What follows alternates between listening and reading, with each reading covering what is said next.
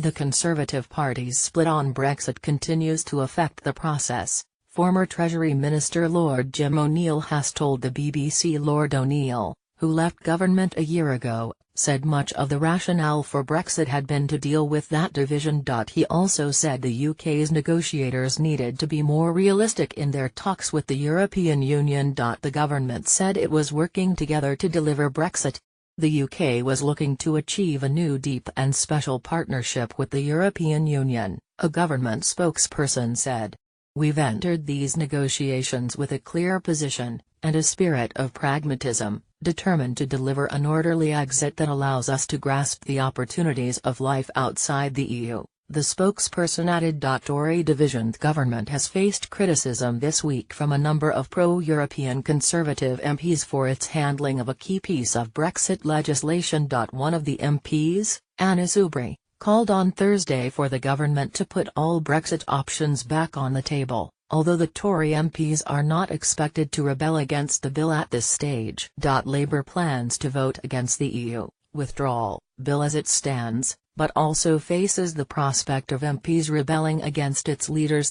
When asked how he would rate the government's Brexit process, Lord O'Neill told the Today programme, "I think everybody has to, sadly, keep their mind on the fact that much of the whole rationale for Brexit was driven by politics and in particular the divisions inside the Conservative Party.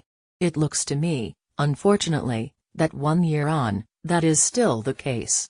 Describing himself as a not particularly passionate Remainer, Lord O'Neill said he wished political splits between parties and within the Tories would no longer dominate the policy discussion.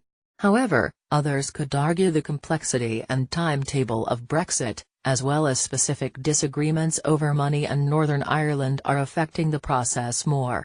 David Cameron was accused of promising the Brexit vote in 2013 to appease Tory Eurosceptics at a time when UKIP was gaining popularity. But his advisers have said the referendum, held in June last year, was unavoidable because of divisions in the country on the issue. Lord O'Neill was brought into government in 2015 after Mr Cameron won that year's general election. He briefly stayed on under Mrs May after the Brexit vote, but left in September 2016. Brexit talks. Lord O'Neill, who is judging the Indigo Economics Prize, said the UK's Brexit negotiators also need to be more realistic about trying to keep advantages of EU membership. He said, "The last thing the EU wants is for a big country to leave and there be no consequence, because at some point there would be others that might think, well, if it's that easy, and you can get away from the worst bits but keep all the good bits, then I'll have some of that too." That's the key issue that's driving the negotiations on the European side.